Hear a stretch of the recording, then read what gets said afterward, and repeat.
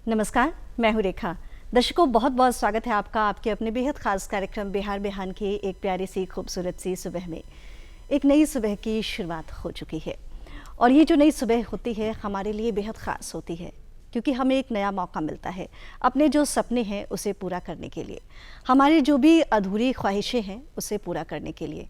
और जब बात सफलता की होती है तो हम ये बखूबी जानते हैं कि एक बेहतर इंसान सफल तभी हो सकता है जब वो अपने सपने को पूरा करता है। और सफलता पाने के लिए हमें किसी उम्र की ज़रूरत नहीं होती है। सफलता हर उम्र में मिलती है, चाहे वो बच्चे हो चाहे वो युवा हो।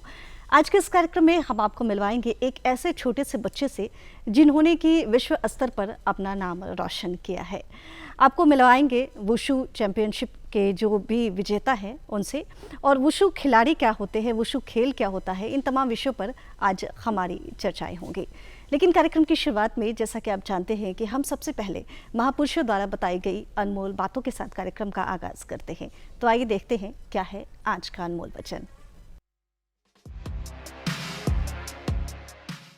डॉक्टर एपीजे अब्दुल कलाम ने कहा था, हमें हार नहीं माननी चाहिए और हमें समस्याओं को खुद को हराने नहीं देना चाहिए। कार्यक्रम में आगे का रुख करेंगे और अब सीधे मिलवाएंगे आपको अपने विशेष मेहमान से। जैसा कि मैंने आपको शुरू में ही कहा था कि आज हम बातें करेंगे वुशु चैंपियनशिप के जो विजेता हैं उनसे, और साथ ही हमारे बीच वुशु कोच भी उपस्थित हैं।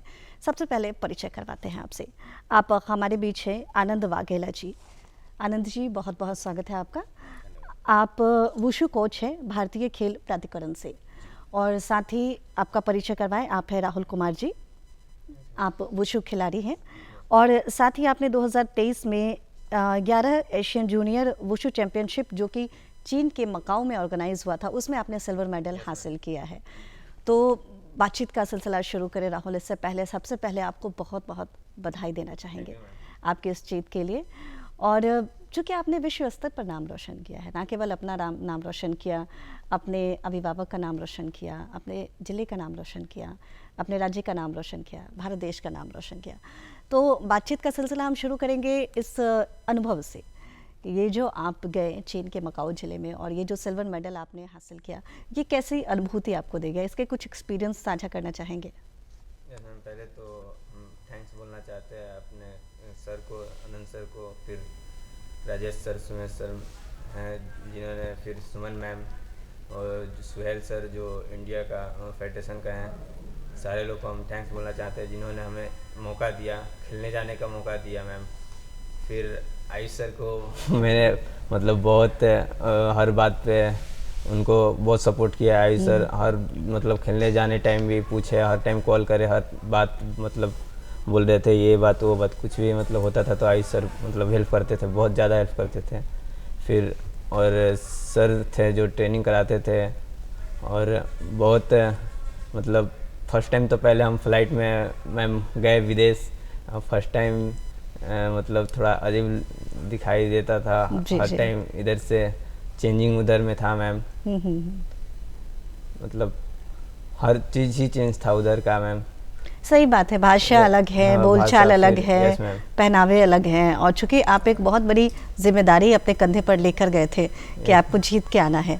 तो बातचीत का सिलसिला हम आगे बढ़ाएंगे। इससे पहले मैं रिक्वेस्ट करना चाहूँगी हमारे बीच जो बैठे हुए हैं आनंद जी, आपके विद्यार्थी ने जो मेडल हासिल किया है, सिल्वर मेडल हासिल किया है, तो उसे आप हमारे दर्शकों को ज़रूर दिखाएं, कैसा मेडल है ये? जी, पहले तो आप सभी को भी ढेरों बधाइयाँ, क्योंकि ये राहुल कुमार ने ये मेडल जीता है जो सिल्वर मेडल है, जो हाल ही में 16 से 20 अगस्त मकाऊ चाइना में आयोजित थी 11वीं एशियाई जूनियर वुशु चैंपियनशिप।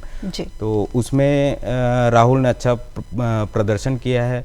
साथ ही उसने कोरिया, नेपाल और ऐसे देशों को शिकस्त देकर सिल्वर मेडल अपने नाम किया है, जो बहुत ही गर्व का विषय है।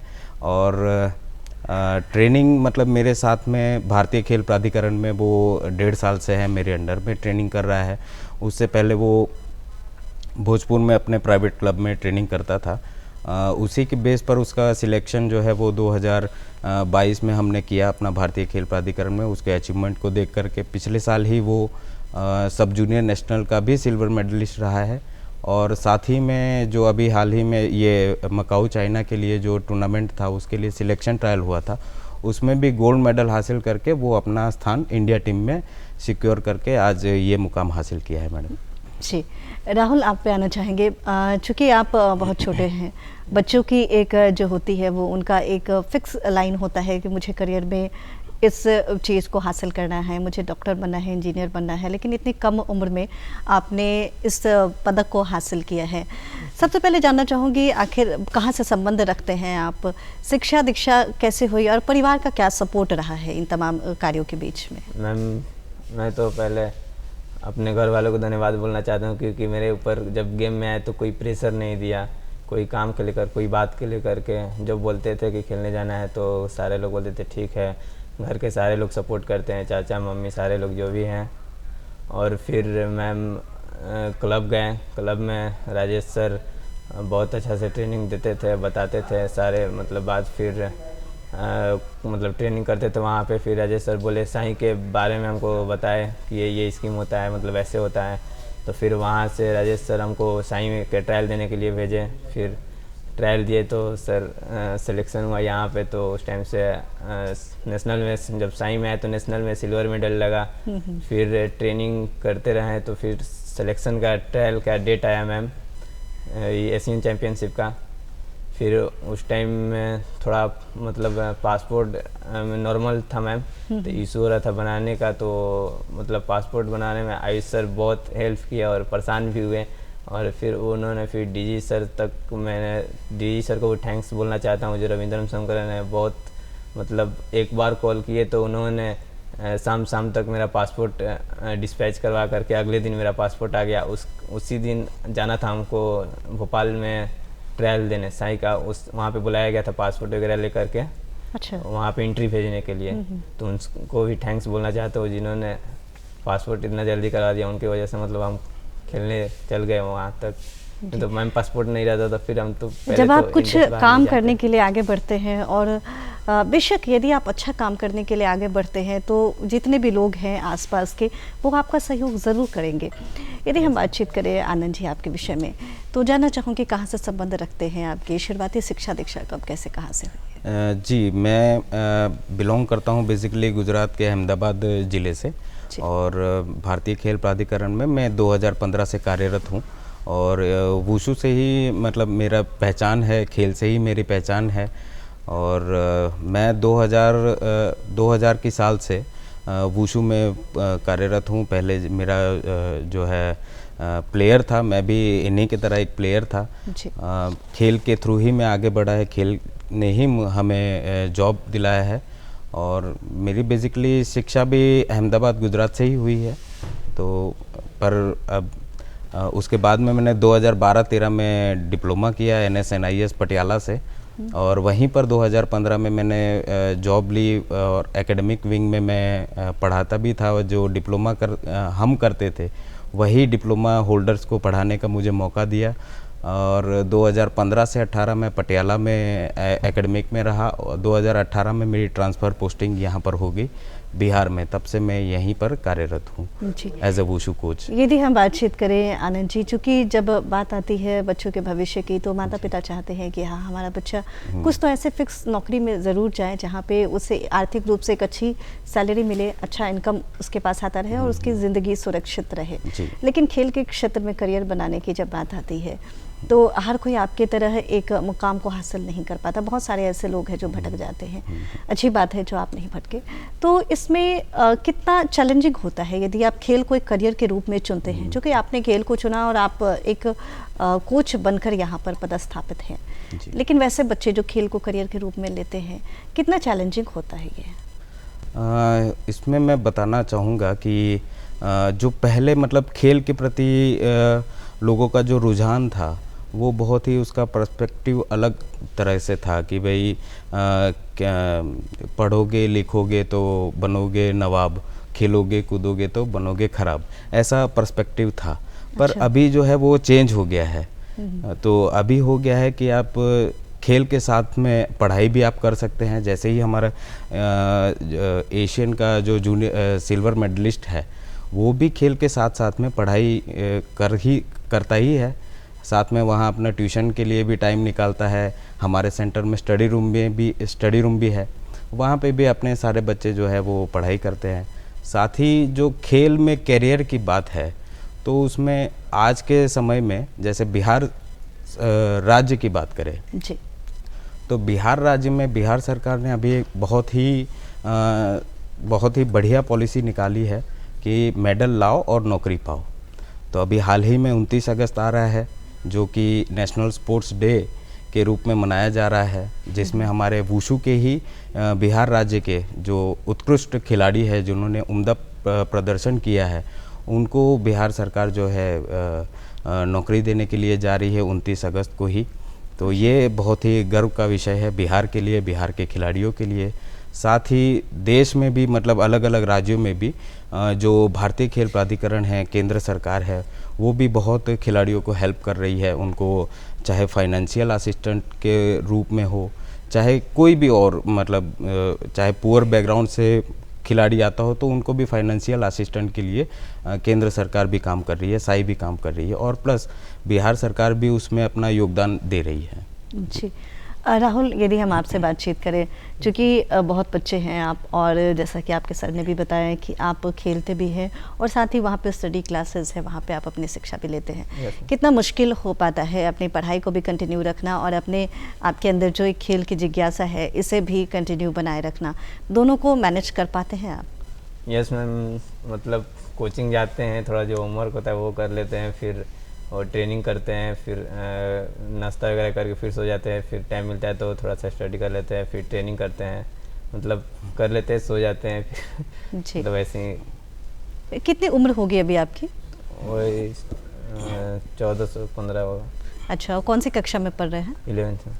अच्छा, अभी आपने 11th की पढ़ाई, 11th में भी आप पढ़ रहे हैं और इतनी कम उम्र में इतनी सारी चीज़ों को आप मैनेज कर रहे हैं, तो ये बताता है कि यदि जीवन में आप टाइम मैनेजमेंट सीख जाते हैं तो ज़िंदगी में बहुत कुछ हासिल कर सकते हैं। आनंद जी, यदि हम बात करें वुशु की, चूँकि जब हम भारतीय जो है वो कराटे को जानते हैं, जूडो कराटे की बात करते हैं, फुटबॉल की बात करते हैं, कई ऐसे गेम्स की बात करते हैं, लेकिन जब बात वुशु की आती है तो हम लोग कहीं ना कहीं थोड़ा सा सहम जाते हैं कि आखिर ये नया गेम क्या है, कहाँ से आया, क्या इसके फ़ायदे हैं। तो इसके विषय में कुछ बताना चाहेंगे, ये कौन सा गेम है, कहाँ से आया है और भारत में इसकी शुरुआत कैसे हुई? जी जी जी, श्योर। मैं आपके माध्यम से अपने दर्शकों को बताना चाहूँगा कि वुशु जो है वो एक चाइनीज़ मार्शल आर्ट है। तो 1988 में स्वर्गीय श्री आनंद किशोर कक्कर जी हैं जो पहले वुशु एसोसिएशन ऑफ इंडिया के सेक्रेटरी रहे, वही चाइना से एफिलिएशन लेकर के इंडिया में वुशु को प्रस्थापित किया। उन्होंने बहुत ही योगदान रहा उनको वुशु के प्रचार प्रसार में, और आज हर एक इंडिया के हर एक कोने में वुशु को खेला जाता है। साथ ही मैं बताना चाहूँगा कि अपने एसएससी भी है, आईटीबीपी है, ये जितनी भी सारी आर्मी सर्विस हो गई, पुलिस गेम्स हो गई, एयरफोर्स हो गई, इन सब में वुशु की एक अलग से टीम खेलती है। साथ ही अपने हर साल सीनियर नेशनल, जूनियर नेशनल और सब जूनियर नेशनल का आयोजन होता है। इंटरनेशनल में भी हमारी टीम जो है वो पार्टिसिपेट करती है। और कराटे, जूडो, ताइक्वांडो ये सब भी मार्शल आर्ट है, बट वुशु भी जो है वो बेस है उसका। अच्छा। जैसे हम बोला जाए कि हम उसके हिस्ट्री में जाए अगर, तो ऐसा कहा जाता है कि भारत की साउथ से ही बोधि धर्मन करके थे जो मार्शल आर्ट को फैलाया। तो बेसिकली हमारा जो इस पूरे वर्ल्ड में जो मार्शल आर्ट है उसका बेस हम इंडिया को ही मानते हैं। तो वही जाके चाइना में, कोरिया में, जापान में ये सब प्रचारित किया। तो वो चाइना में जाके कुंफू बन गया।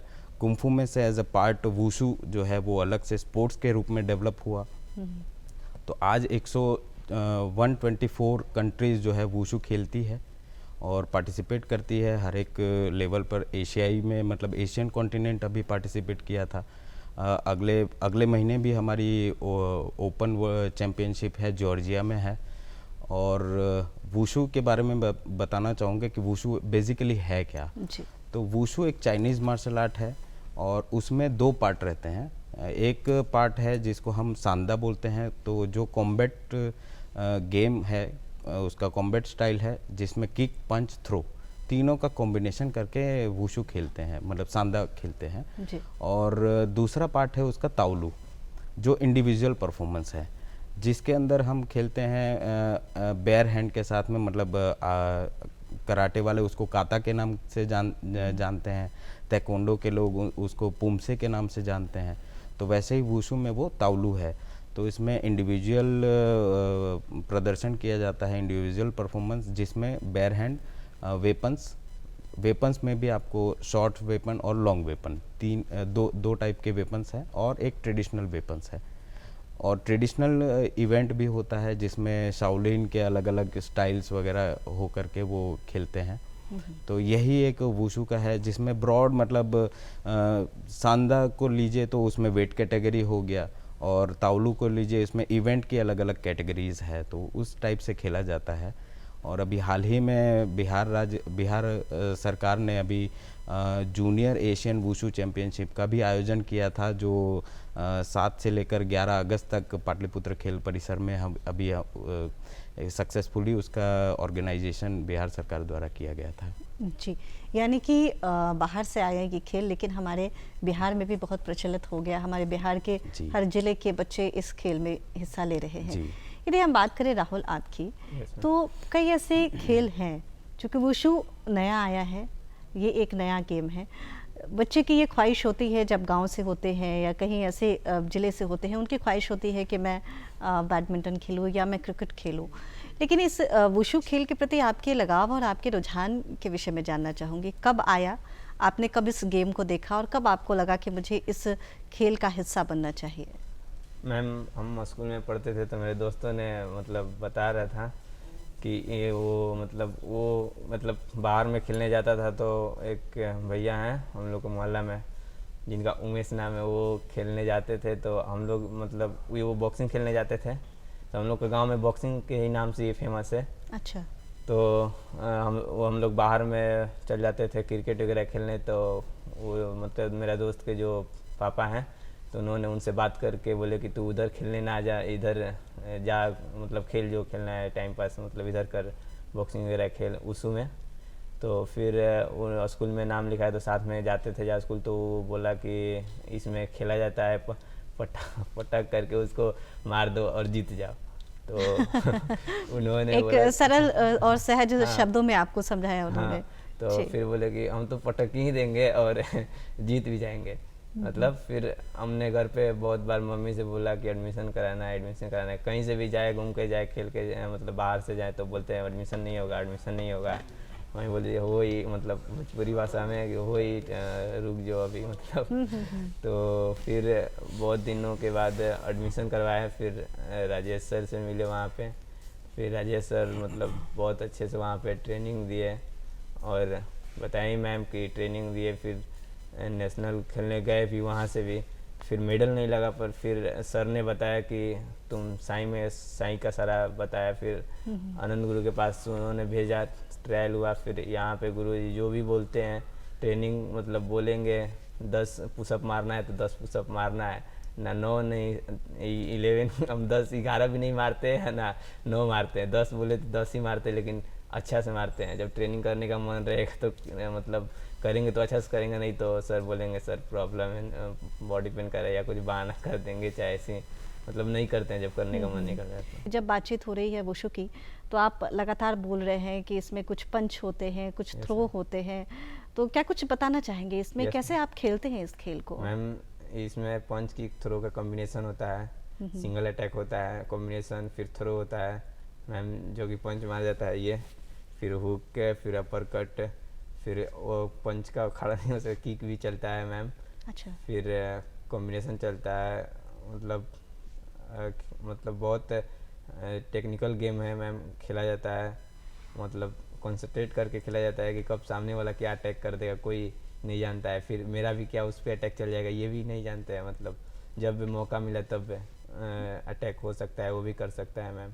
जी, यानी कि इसमें आपको अटैकिंग भी रहना है और डिफेंसिव भी रहना है, अपने आप की रक्षा भी करनी है और सामने वाले से पॉइंट भी लेना है। जी, सामने वाले से पॉइंट भी लेना है, हमेशा आपको चौकन्ना रहना है।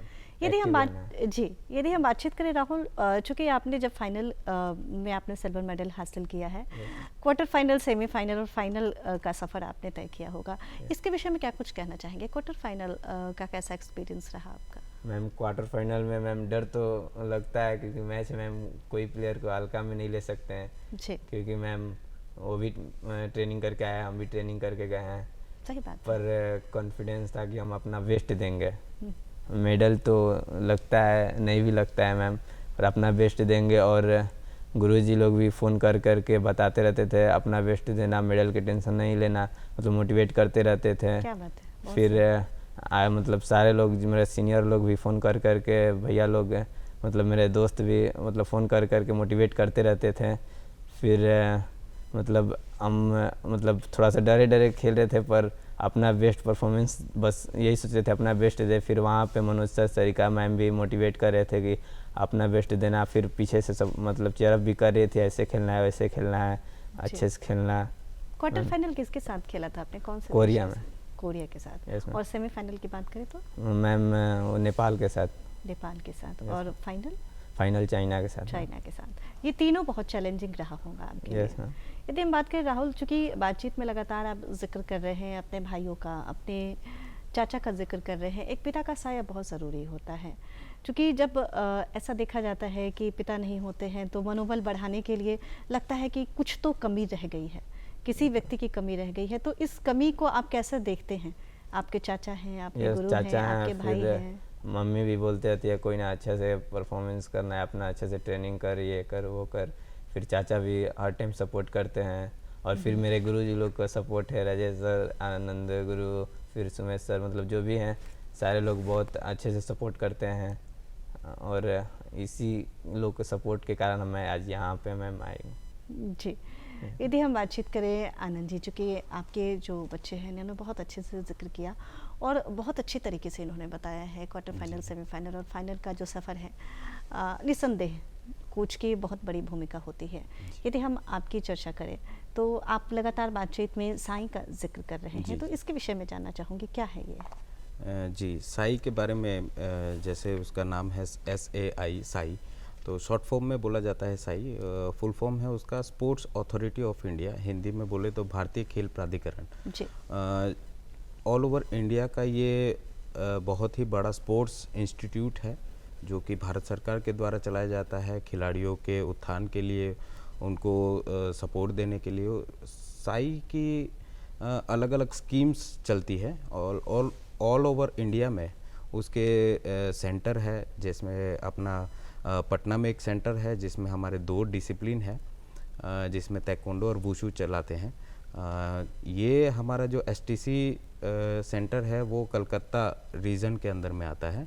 तो हर एक मतलब अलग अलग स्टेट और रीजन वाइज ये डिवाइड किया गया है कि कलकत्ता रीजन है तो उसमें बिहार आएगा, उड़ीसा आएगा, झारखंड आएगा, ये सब स्टेट जो है वो एक कवर अप होते हैं। तो स्कीम की बात करें तो एक STC स्कीम्स है जो बेस लेवल के बच्चों को तैयार करती है, जो रॉ मटेरियल होता है उसको तैयार करने का जो बेस प्रोवाइड करता है वो STC स्कीम करता है, जिसमें एक है रेसिडेंशियल स्कीम और एक है नॉन रेसिडेंशियल स्कीम। तो रेसिडेंशियल स्कीम में खिलाड़ी जो होते हैं उनका चयन उनके कोचेस द्वारा किया जाता है, हर साल किया जाता है, और उनको हॉस्टल और लॉजिंग बोर्डिंग का पूरा खर्चा जो है वो भारत सरकार उठाती है। दूसरा एक स्कीम है इससे अपग्रेड वाला, वो NCOE स्कीम है, जिसका फुल फॉर्म है NCOE national centre of excellency. तो जिसमें STC के जो रॉ मटेरियल हम तैयार करते हैं, जो कि अपने पूरे क्लब से सीख के आते हैं, STC में उनका बेस तैयार होता है, तो जो अच्छा परफॉर्मेंस देते हैं, नेशनल और इंटरनेशनल तक भी पहुंचते हैं, वो फिर NCOE में अपग्रेड होकर के जाते हैं। NCOE में उनको और भी अच्छी सुविधा STC से मिलती है, STC से भी बढ़िया सुविधा NCOE में मिलती है। उनका अच्छा प्रशिक्षण, उसके साथ साथ में टेक्निकल जैसे पूरी टीम पीछे लगी हुई होती है खिलाड़ी को तैयार करने के लिए। स्पोर्ट्स फिजियोलॉजिस्ट हो गए, साइकोलॉजिस्ट हो गए, न्यूट्रिशनिस्ट हो गए, तो इनका पूरा ये प्लान वगैरह बनाते हैं कि उनको क्या खाना चाहिए, कैसे उनको मेंटली प्रिपेयर करना चाहिए, फिज़िकली फिट कैसे रहें। तो आधुनिक टेक्नोलॉजी एनसीयूए में हमको देखने को मिलती है और हर एक क्वार्टरली, मंथली, एनुअली इनका जांच भी होता है कि इनका परफॉर्मेंस पिछले साल से कितना बेहतर रहा। इससे भी अपग्रेडेड एक है टॉप्स स्कीम जो 2016 में लॉन्च हुई है, टारगेटेड ओलंपिक पोडियम स्कीम, जिसमें हमारे ओलंपिक लेवल के खिलाड़ी, जिसमें अभी हमारे 2020 टोक्यो ओलंपिक में जो नीरज चोपड़ा ने गोल्ड मेडल लिया वो भी टॉप स्कीम के ही खिलाड़ी रहे हैं। और ऐसे ही बॉक्सिंग के जो अभी खिलाड़ी हैं वो भी बहुत सारे टॉप स्कीम में हैं, हॉकी के खिलाड़ी हो गए। तो ऐसे ही अलग अलग स्कीम के थ्रू में प्लेयर्स को नर्चर करने का काम जो है वो भारत सरकार के द्वारा किया जाता है। यही स्पोर्ट्स अथॉरिटी ऑफ इंडिया है जी। यदि हम बातचीत करें वुशु कोच के विषय में, तो जानना चाहूँगी कब से आप इस पद पर हैं और जब आपने ज्वाइन किया और उस समय से लेकर अभी तक के यदि आपके योगदानों की चर्चा करें तो इसके विषय में क्या कुछ बताना चाहेंगे? 2015 से मैं साई में कार्यरत हूँ और पटियाला NIS में मेरी पोस्टिंग हुई थी, फर्स्ट पोस्टिंग। 2018 तक मैं एकेडमिक्स में रहा, जिसमें जो डिप्लोमा करने के लिए आते हैं बाहर से जो प्लेयर्स होते हैं और अपने डिप्लोमा की डिग्री लेने के लिए आते हैं। 1 साल का कोर्स है NIS, जैसे BPED MPED है, इस तरह से ही ये NIS का कोर्स है। तो उसमें मुझे मौका मिला कि मैं एकेडमिक में पढ़ाने का मुझे मौका मिला जो साई ने दिया, और तो उससे मेरा भी नॉलेज खूब एनहेंस हुआ, क्योंकि मैंने 2012-13 में डिप्लोमा करके ख़त्म किया था। उसके बेस पर ही मुझे यहाँ जॉब मिली। उसके बाद 2018 में मेरी पोस्टिंग यहाँ बिहार पटना में हुई। तो यहाँ पर जो है वो अब पटियाला तो ऑब्वियसली है कि वो तो एक स्पोर्ट्स हब है, क्योंकि 16-17 गेम एक साथ में चलते हैं, प्लस डिप्लोमा चलता है, सर्टिफिकेट कोर्स चलता है। और यहाँ हमारा एक छोटा सा सेंटर है जिसमें हमारा स्ट्रेंथ 15 वुशु में 15 हम रेसिडेंशियल स्कीम में हर एक खिलाड़ी को सिलेक्ट करके हम रखते हैं हॉस्टल में। तो यहाँ पर 2018 से लेकर के 2000 अभी तक एक इंटरनेशनल और बाकी नेशनल में तो ढेरों मेडल्स बिहार के बच्चों ने पदक अपने नाम किया है। तो यही बच्चों का अचीवमेंट ही हमारा अचीवमेंट है। तो नेशनल के लेवल पर तो है ही है, साथ में यूनिवर्सिटी गेम्स हो गया, स्कूल गेम के भी टूर्नामेंट होते हैं, उसमें भी प्लेयर्स के मेडल्स हैं। और जो भी फेडरेशन की नेशनल्स होती है, सब जूनियर, जूनियर, सीनियर, उन सब में हमारे सेंटर से मेडल्स है जी। और अभी हाल ही में जैसे हम बात करें कि 2013 से पटना में STC चल रहा है, तो 2013 से लेकर आज 2023 10 साल हो गए।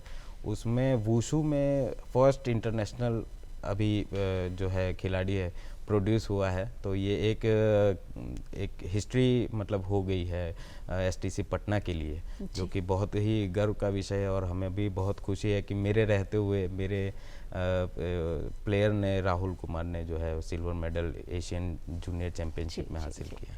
इतनी बड़ी चुनौती आपने देखी है एक कोच के तौर पर, इसके विषय में क्या कुछ कहना चाहेंगे? जी, एक कोच के तौर पर जैसे देखा जाए कि मेरे अंडर में खाली एक राहुल कुमार ही ना हो के ऐसे बहुत सारे खिलाड़ी मेरे अंडर में ट्रेनिंग करते हैं, और उनको ट्रेनिंग प्लान बनाना, जैसे ईयरली प्लान होता है, उसमें मतलब जो लॉन्ग टर्म पीरियडाइजेशन बोलते हैं कि 1 साल के अंदर में क्या क्या कंपटीशन आ रही है उसको लेकर के उसका ट्रेनिंग प्लान बनाना, वो एक चैलेंजिंग रहता है। हर एक बच्चे का इंडिविजुअल प्लान बनाना होता है। फिर हर एक बच्चे का इंडिविजुअल मतलब निगरानी रखनी पड़ती है कि बच्चा क्या खा रहा है, उसका वेट मेंटेन करना है, तो खाने के ऊपर भी ध्यान रखना है। कहीं बच्चा उसका रेस्ट कैसे मतलब वो मेंटेन कर रहा है, रेस्ट प्रॉपर मिल रहा है कि नहीं, तभी जाकर एक अच्छा परफॉर्मेंस दे पाएगा कंपटीशन में जाकर के। ये सब चैलेंजिंग रहता है। बाकी हमारे सेंटर में सुविधाएं की कोई कमी नहीं है। हमारे पास में 2 हॉल है जिसमें हम ट्रेनिंग कराते हैं, प्लस हमारे पास में सारी जो इक्विपमेंट्स वुशु के लिए यूज़ होते हैं वो पूरा इक्विपमेंट्स है। मैस भी अंदर है, तो खाने का भी कोई इनको बाहर नहीं जाना है, सब भी अंदर ही है, रहने का भी सुविधा है अंदर में। तो ये सब है। और चैलेंजिंग में बस यही है कि उनका जो है बस पर्सनली इंडिविजुअली उनको 24 आवर्स, जैसे रात में कभी 10-11 बजे भी एक खिलाड़ी फ़ोन कर दिया, सर ये तकलीफ़ है, तो उसका कुछ भी प्रॉब्लम है तो सॉल्यूशन हमको ही करना है। तो एक गार्जियन के रूप में भी हम ही हैं अभी जब तक खिलाड़ी हमारे पास है तब तक एक गार्जियन की भूमिका ही हम ही अदा करते हैं। उसका एक स्टडी के पर्सपेक्टिव के रूप से भी हमको ही ध्यान रखना पड़ता है कि बच्चा खेल के साथ साथ में पढ़ाई भी कर रहा है कि नहीं। तो ये सब चीज़ें हैं जो चैलेंजिंग तो नहीं कही जा सकती, बट एक पार्ट ऑफ द गेम और पार्ट ऑफ द लाइफ है। जी, क्योंकि जब ऐसी बातें होती हैं तो बहुत सारी बातें होती हैं जो बच्चे के मन में होता है, वो अपने पेरेंट्स से नहीं बोल सकता, हाँ। अपने माता पिता से नहीं बोल सकता, लेकिन उनके मन में ये बात होती है कि मैं अपने कोच के साथ ये चीज़ें डिस्कस कर सकता हूँ। जी। तो निस्संदेह आप उसका समाधान करते हैं तो बहुत बड़ी बात है। यदि हम बात करें राहुल आपकी, तो जानना चाहूँगी, जैसे अभी आपने मेडल हासिल किया है, भविष्य में क्या प्लानिंग है, इस गेम को लेके आगे बढ़ना चाहेंगे? मैम आगे के सोचे कि और इससे भी बेटर ट्रेनिंग करेंगे और गोल्ड लाएंगे, और वर्ल्ड चैम्पियनशिप में भी गोल्ड लाएं, अपने देश के और अपने बिहार राज्य के नाम आगे ले जाएं। जी, चाहूँगी कि ये मेडल एक बार आप हमारे दर्शकों को दिखाएं, जो सिल्वर मेडल आपने हासिल किया है। यस मैम, जरूर। तो आप ज़रूर अपने दर्शकों को दिखाएं और इसके विषय में बताएं, कुछ इसके अनुभव बताएं। ये सिल्वर मेडल है जो आपने चाइना के मकाऊ से हासिल किया है।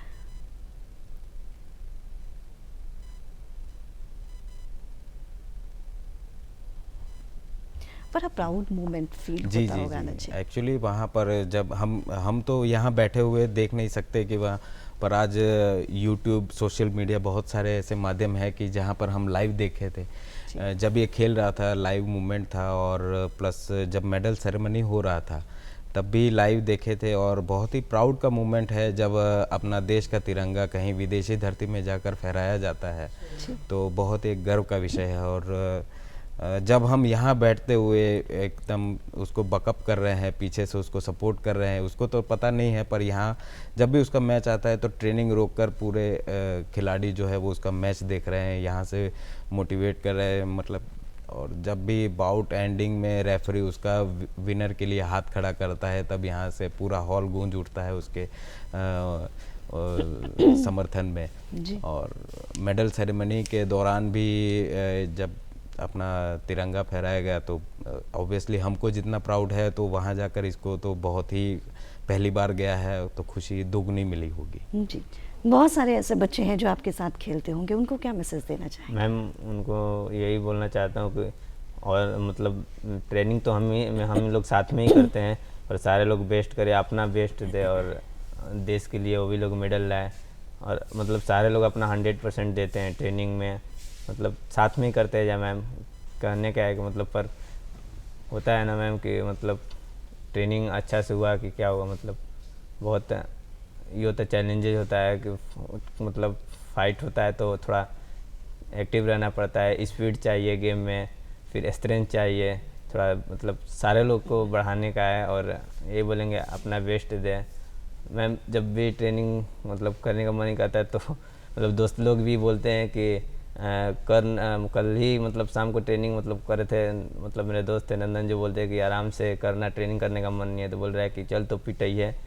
तो हम जब पिटाएंगे तो खुद का ही मतलब एक्टिव होंगे मैम। तो बोले बहुत मतलब सपोर्ट किया मेरे दोस्त लोग भी यहाँ तक आने में, और सारे दोस्त लोग को थैंक्स बोलना चाहते हैं जिन्होंने मतलब इतना सपोर्ट किया और साथ साथ में ही चले और देश के लिए मेडल लाए सारे दोस्तों। ये बोलेंगे अपना, जब मैम देश का झंडा वहाँ पे फहराते हुए देखे तो मतलब अंदर से हम आँखों में लगता है कि हम वहाँ पे आंसू आ रहा है आँखों में। मैम सामने में जब अपने देश के झंडा देखे वहाँ पे, तो मैम अजीब सा मतलब हो रहा था मैम वहाँ। जी, उतने लोगों के बीच में, पराए लोगों के बीच में yes, जब आपने तिरंगा देखा तो बड़ा अच्छा लगा कि चलो कुछ तो फिर अपना है। वहाँ से एयरपोर्ट आए दिल्ली में, तो वहाँ से जो साई का हेड है डीजी सर, वहाँ पे उनसे मिले, उन्होंने भी बधाई दिया। फिर फोटो सेशन हुआ, मतलब बोले कि कोई सेवा हो तो बताएं।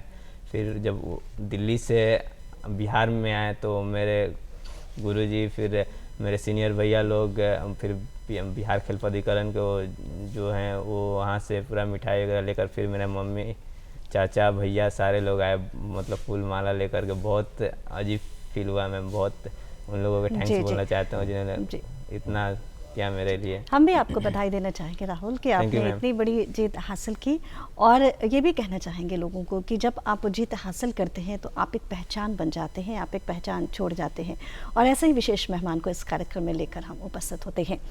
बहुत बहुत शुक्रिया आनंद जी आपका और राहुल जी आपका Thank you, कि आप ma'am. इस कार्यक्रम में शामिल हुए और आपके माध्यम से वुशु खेल के बारे में बहुत सारी चर्चाएं हम कर पाए, हमारे दर्शक इसके बारे में विस्तार से जान पाए। Thank you so much. जी थैंक यू मैम।